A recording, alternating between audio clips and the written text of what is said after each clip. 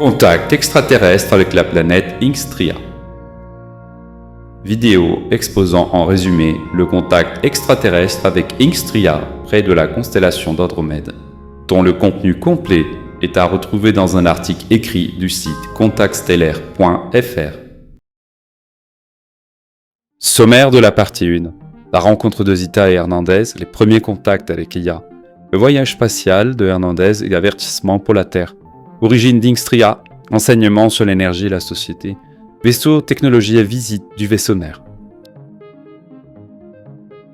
Sommaire de la partie 2. L'hyperespace, les menaces cosmiques et la bande de photons, le programme de contrôle de l'ADN humain, le contrôle par l'exomes, les grilles, les origines de l'homme et l'histoire du système solaire, la guerre entre l'Atlantide et Maldek, le témoignage parallèle sur Billy Meyer, la spiritualité et les religions et les conceptions de divin, les voyages d'Hernandez sur Ganymède et Ingstria. Partie 1. En 1978, la journaliste et directrice d'une revue OVNI nommée Zita Rodriguez Montiel se rend à l'Institut de recherche universitaire en physique de Mexico pour interviewer un sismologue réputé dans le cadre d'un livre sur les tremblements de terre qu'elle écrit. Après avoir présenté sa carte professionnelle, ornée d'un vaisseau adamstien, elle est escortée par 2 agents de sécurité jusqu'au bureau du professeur R.N. Hernandez, pseudonyme, alors directeur de composantes. Intrigué par la mention de son rôle à la tête d'un magazine ufologique, Hernandez manifeste aussitôt un vif intérêt pour ses travaux. R.N. Hernandez, chercheur et professeur de physique et mathématiques nucléaires à l'Université nationale autonome du Mexique, l'UNAM, jouissait du respect de ses supérieurs et avait reçu un prix national en physique. Sa carrière, déjà au sommet depuis plusieurs années, lui avait permis d'atteindre tous les objectifs qu'il s'était fixés.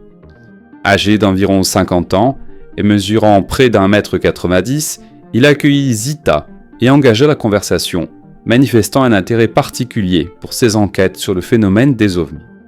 Jusqu'alors, Zita avait interrogé près de 200 personnes affirmant avoir été en contact avec des visiteurs d'autres mondes et voyagé à bord de leur vaisseau, lui avait-elle dit. Note.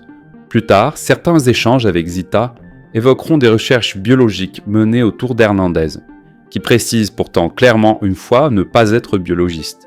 Les raisons de cette implication restent inexpliquées. Au fil de la conversation, Hernandez révéla à Zita qu'il entretenait une relation d'amitié avec Lia, une femme qu'il affirmait venir d'un monde de la constellation d'Andromède, où l'argent n'existait pas, et où l'organisation sociale, économique et politique différait totalement de celle de la Terre. Quelques années plus tôt, il se disait pourtant fermement sceptique quant à l'existence d'êtres intelligents ailleurs.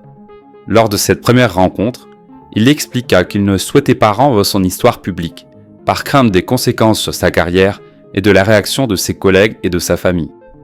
Toujours marqué par ses voyages à bord d'un vaisseau spatial en compagnie de l'IA, il se montrait profondément ému en les évoquant, parfois jusqu'aux larmes. Zita continua à le rencontrer régulièrement et prit note de ses témoignages qui formeront plus tard la matière du livre exposé dans ce récit. Voici ce que Hernandez lui a dit.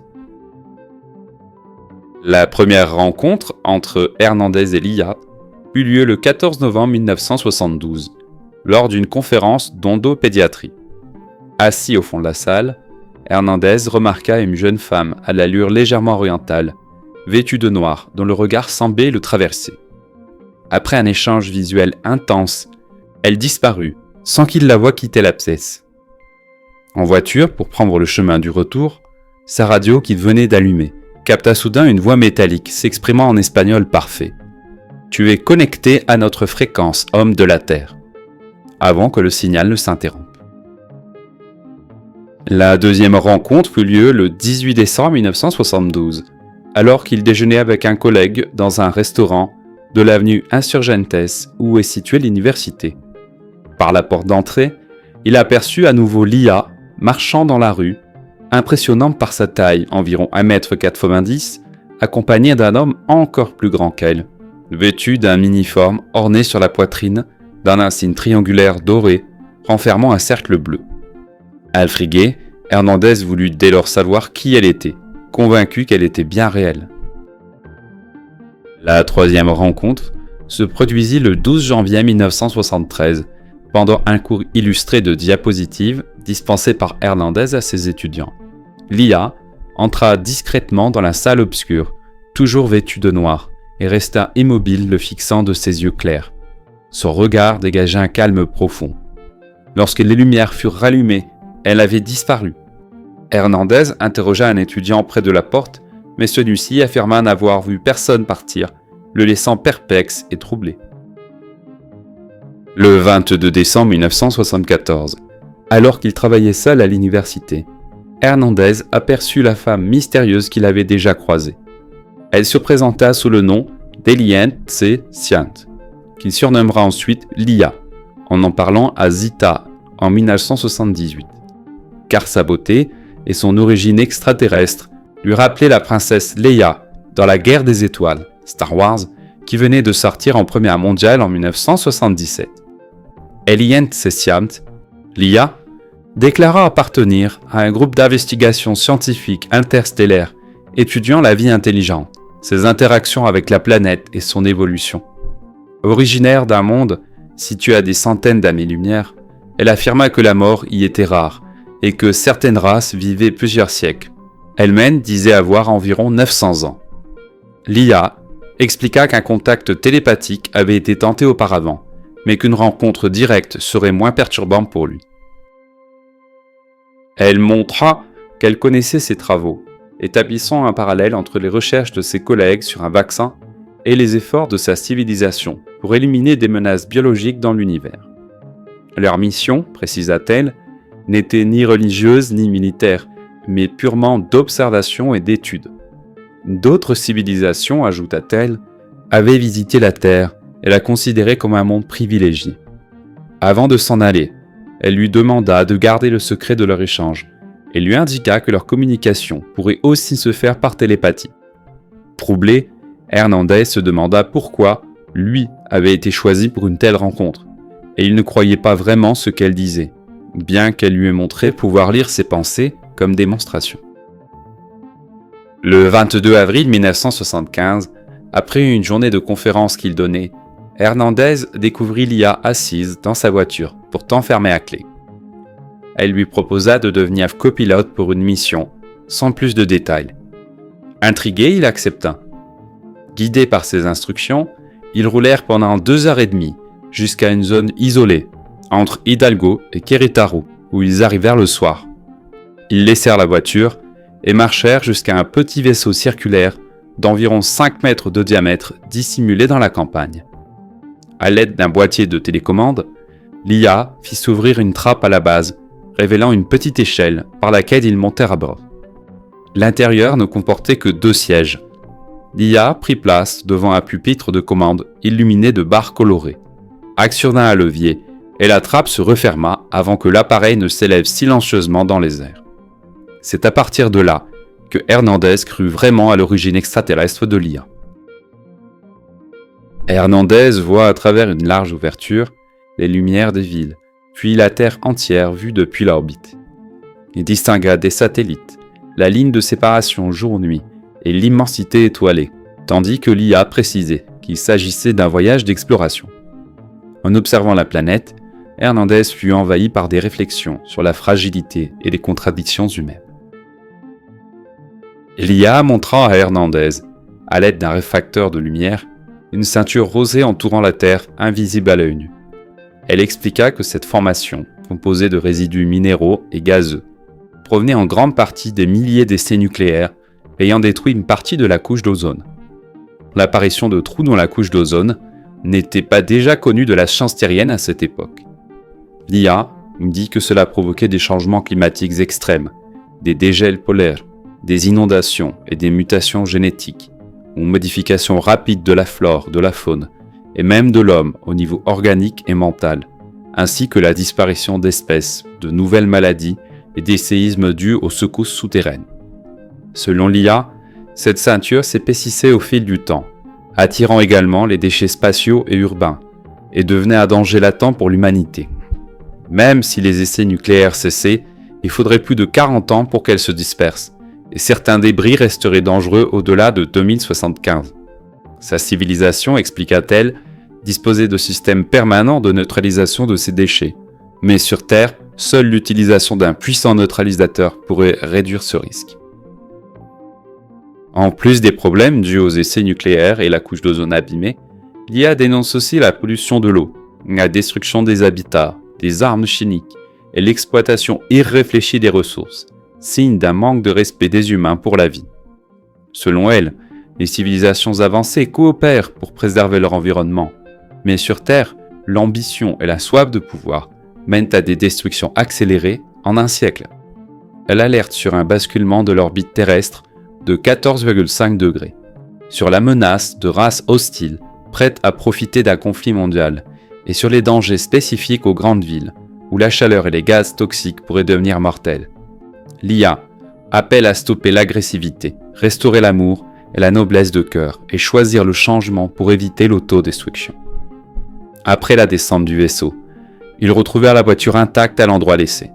Hernandez repartit chez lui, transformé par l'expérience, décidé à en conserver le récit pour la postérité en prenant note. Zita, qui rapporta l'épisode, souligna l'aspect étrange de la présence de l'IA dans une voiture fermée et son aisance à contourner les limitations physiques humaines.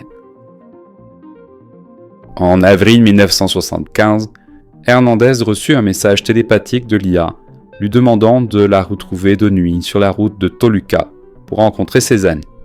Guidé jusqu'à un lieu isolé, il vit un vaisseau plus grand que celui de l'IA se matérialiser. 2 hommes en sortirent et l'invitèrent à bord. L'appareil, un vaisseau scientifique d'exploration, équipé d'une salle de décontamination, prit la direction du nord-ouest du Canada, au-dessus de l'océan Pacifique, où un essai nucléaire devait avoir lieu. Depuis le vaisseau, Hernandez observe le largage d'une bombe atomique par un bombardier. L'IA et ses compagnons utilisèrent alors un dispositif pour aspirer et neutraliser l'énergie radioactive avant sa dispersion. Puis, larguèrent la charge inerte loin de la Terre, à proximité de la ceinture de Van Allen. Ils expliquèrent qu'ils intervenaient ainsi depuis le début des essais nucléaires terrestres, afin de limiter la contamination. De retour au point de départ, Hernandez, submergé par l'émotion, fut aidé par l'IA à regagner sa voiture, le vaisseau repartant avec elle. L'IA expliqua à Hernandez qu'elle venait d'Ingstria, une planète située dans la constellation d'Andromède. Hernandez crut alors qu'elle faisait référence à la galaxie d'Andromède, M31, mais il s'agissait en réalité d'un groupe d'étoiles gravitationnellement liées de la constellation d'Andromède et autour de la constellation d'Andromède, ayant pour centre Beta Andromède, l'étoile appelée aussi Mirac. Ingstria orbite autour de l'une de ces étoiles liées à Mirac. Ce groupe stellaire se rapproche actuellement de notre système solaire, ce qui facilite les voyages interstellaires et explique leur intérêt pour la Terre. Au cours d'un vol, l'IA nous montra sur un écran une carte avec la position exacte de son système, bien distinct de la galaxie d'Andromède, qui n'apparaissait même pas dans le champ d'observation sur la carte. La position place son étoile, en fait en dehors de la constellation d'Andromède, même si l'étoile centrale du groupe est dans cette constellation.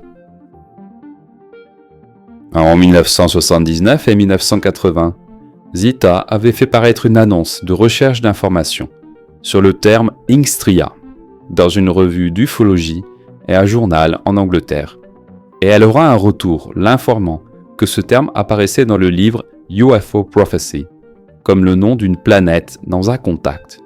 Voici la référence à cet autre contact qui a déjà parlé d'Ingstria, indépendamment de Hernandez.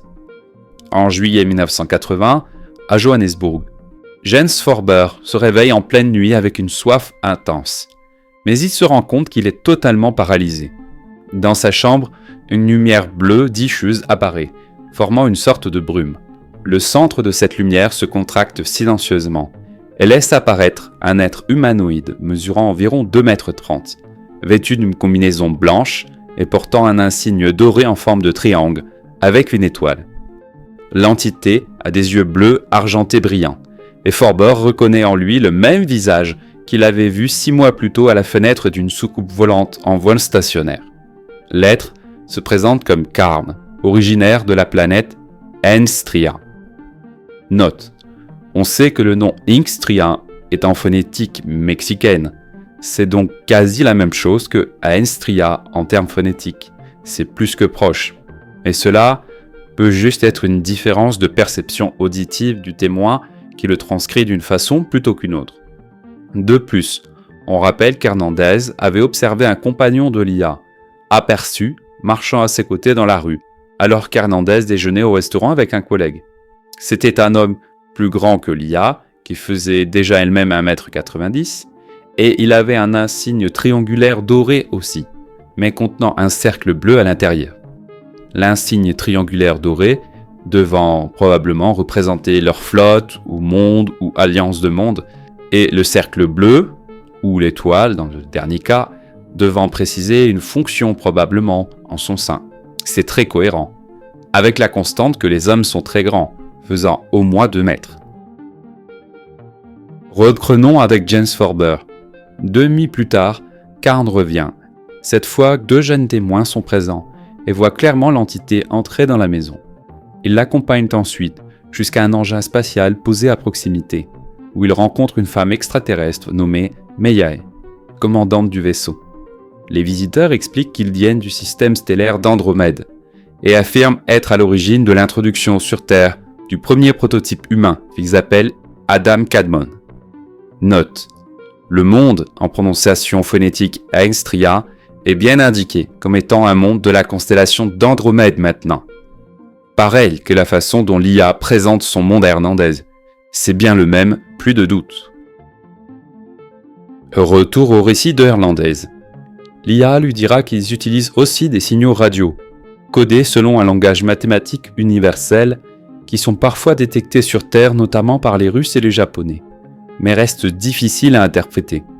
Influencés par la gravité des corps célestes et par des réseaux énergétiques invisibles, ces ondes peuvent être atténuées, amplifiées ou même provoquer des réactions en chaîne de modification. Les vaisseaux extraterrestres disposent de microcapteurs capables d'en localiser précisément la source et la trajectoire. Selon l'IA, de nombreuses civilisations, certaines très avancées, bien que loin d'être les plus évoluées de l'univers, s'intéressent à la Terre. Pour nous atteindre, elles doivent traverser des zones dangereuses ou surveillées, et certaines observent avec inquiétude l'évolution de nos sociétés et de nos lois. Note: la communication dans l'espace lointain demande autre chose que des signaux radio, qui vont seulement à la vitesse de la lumière.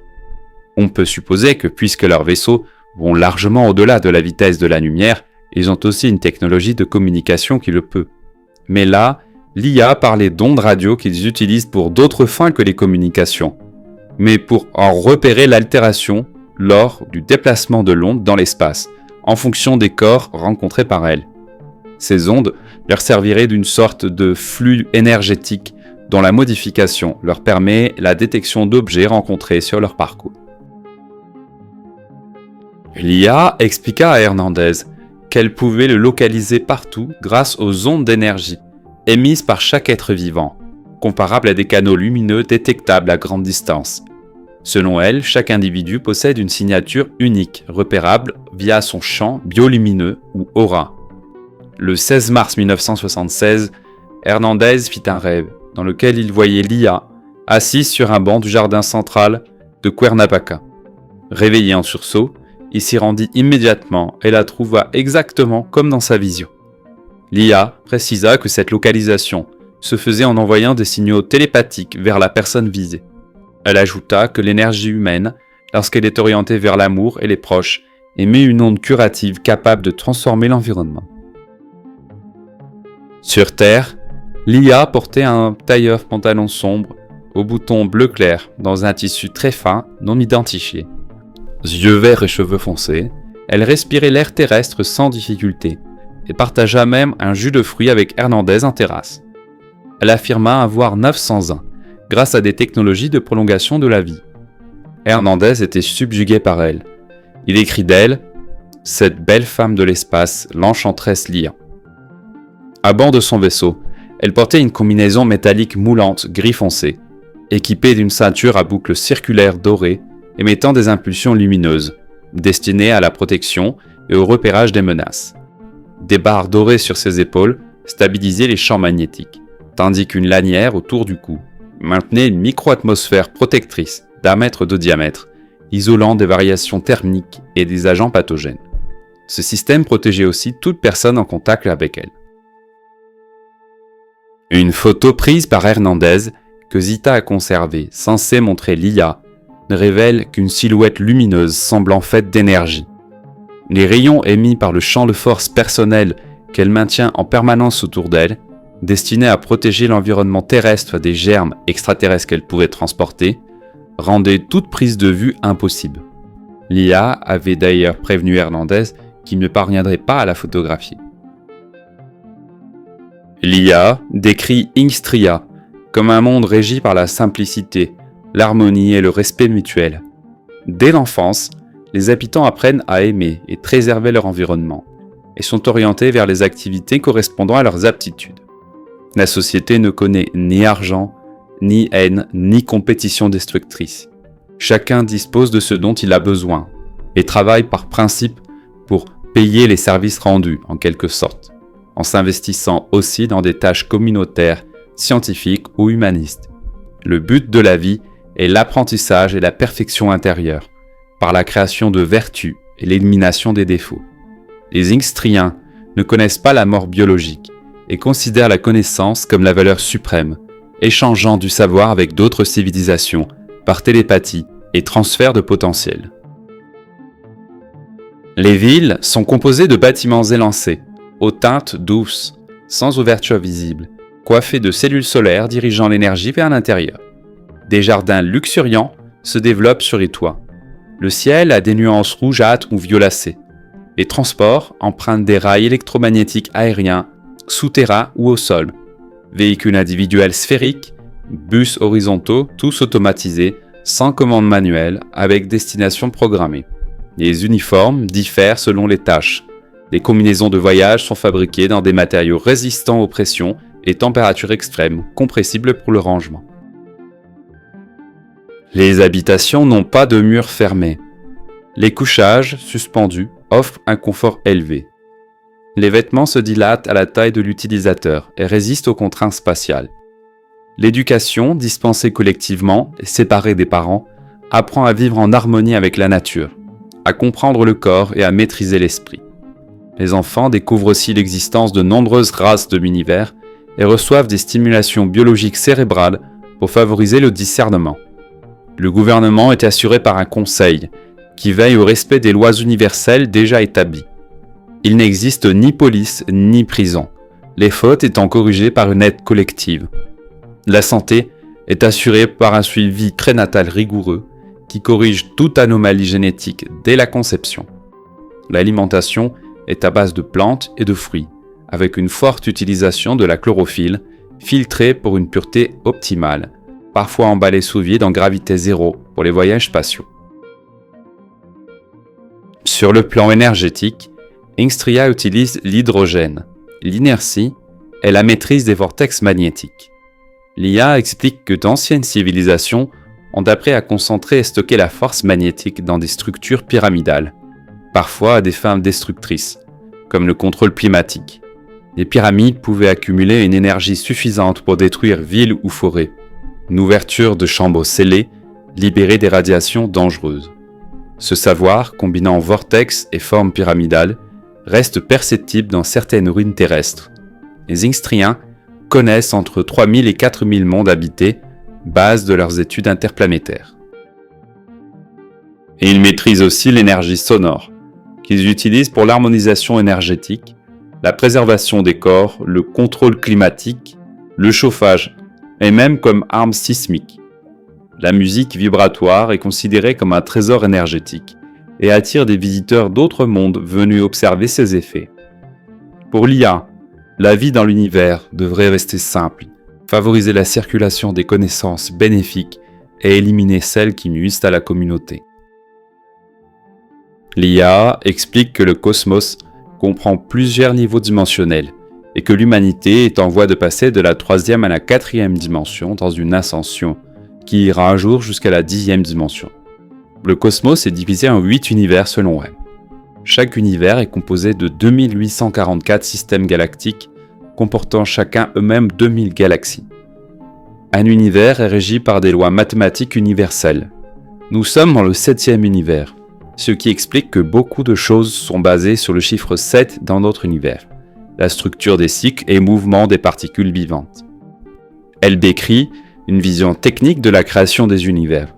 Au centre du cosmos, un quantum génère l'énergie cosmique, qui est à l'intérieur d'une sphère entourée de 3 anneaux lumineux et de ce qu'elle appelle des compresseurs qui captent l'énergie de cette sphère, filtrent et projettent cette énergie sous forme de masse, formant les germes des galaxies. Les rayons émis par ces compresseurs cosmiques donnent à leur extrémité la création d'un noyau électrique, appelé par nous quasar, et la création d'immenses pulsars, qui génèrent des champs tournants empêchant la sortie des particules électriques du champ de création. C'est le début de la naissance de l'univers, enfermé au sein de ce bord délimité. Notre galaxie est de type quart dual. Quart signifie polarité positive par équilibre, et dual indique une structuration en paire qui s'associe, ce qui explique l'existence du mâle et de la femelle fréquemment dans la vie extraterrestre dans notre galaxie. Le professeur Hernandez décrit avoir voyagé dans différents types de vaisseaux extraterrestres. Petits engins pour 2 personnes, moins petits pour 5 personnes, appareils intermédiaires, capables d'embarquer d'autres navettes, et un gigantesque vaisseau mère contenant tous les autres.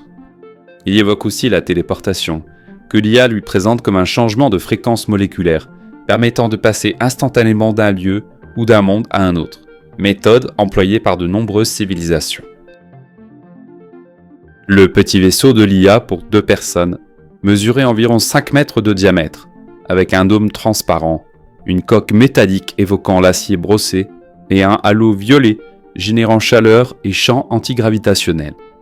Hernandez découvre que leur technologie utilise un matériau vivant, des cellules minérales capables de se régénérer et de former la coque des vaisseaux, ainsi qu'une substance cristalline servant de bouclier et pouvant devenir transparente. Il décrit l'intérieur dépouillé mais sophistiqué de la navette, siège transformable, écran de contrôle et parois devenant totalement transparentes en vol, rendant l'engin invisible aux yeux et au radar terrestre, grâce à un champ magnétique, et à un purificateur moléculaire modifiant la densité des matériaux. Le voyage se fait sans bruit, sans friction, et donne l'impression de flotter dans le vide, offrant une vision directe et saisissante de la Terre, de la Lune et des étoiles. En janvier 1979, l'IA fait visiter à Hernandez un vaste vaisseau laboratoire de forme ellipsoïdale, mesurant plus de 1200 mètres de circonférence dans sa partie la plus étroite et le double dans la plus large. Bien plus grand que leur appareil d'exploration habituel de 15 mètres sur 5, emprunté pour rappel par lui pour observer une fois une décontamination suite à un test nucléaire. Conçu pour des recherches approfondies, ce vaisseau laboratoire possède, comme le plus petit modèle d'exploration, des systèmes de défense, un champ gravitationnel et magnétique autonome, et peut rester invisible au radar terrestre, propulsé par divers minéraux dont l'oxygène concentré. À l'intérieur, Hernandez fut frappé par la simplicité des commandes. Depuis un écran de 3 mètres piloté par l'IA, il contempla la Terre depuis 300 km d'altitude. L'IA exprima son admiration pour la résilience de la planète et expliqua que leur civilisation conservait l'histoire de nombreux mondes grâce à des archives tridimensionnelles obtenues par voyage dans le passé. Hernandez raconte sa vie à bord du vaisseau mère de l'IA, immense cité volante abritant couloirs automatisés, zones de végétation, cascades, jardins et un zoo interstellaire où sont préservées des espèces animales et végétales menacées. Chaque espèce bénéficie d'un climat recréé sur mesure grâce à des technologies de régulation invisibles. Les paysages, mêlant flore exotique, arbres fruitiers, ruisseaux et ponts, dégagent paix et harmonie. Leur promenade en petits véhicules révèle l'ampleur intérieure du vaisseau, plusieurs kilomètres, et une intégration parfaite de la nature et de la science.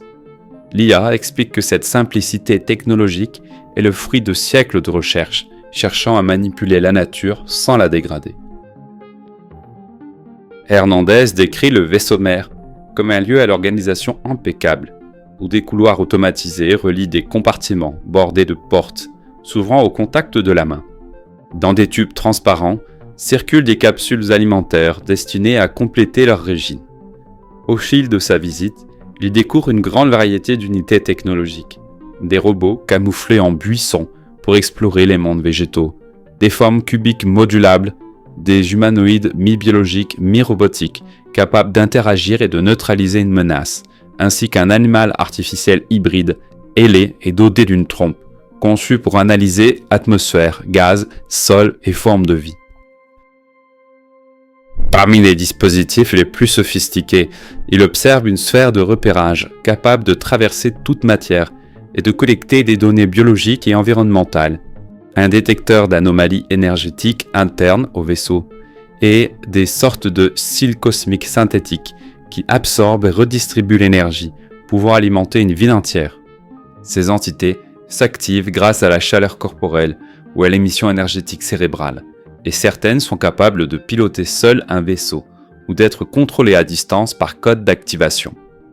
La visite s'achève lorsque l'IA la forme que l'atmosphère du vaisseau devient moins favorable pour lui, mettant fin à cette immersion dans un environnement où la technologie et l'organisation atteignent un haut degré de perfection.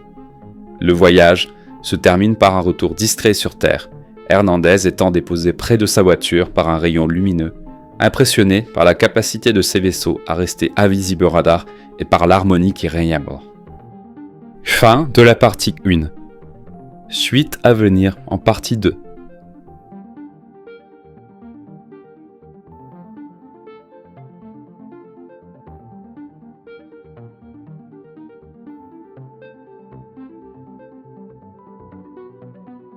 Si vous êtes intéressé à en savoir plus, un article complet dont est issue cette vidéo résumée est à retrouver sur le site contactstellaire.fr.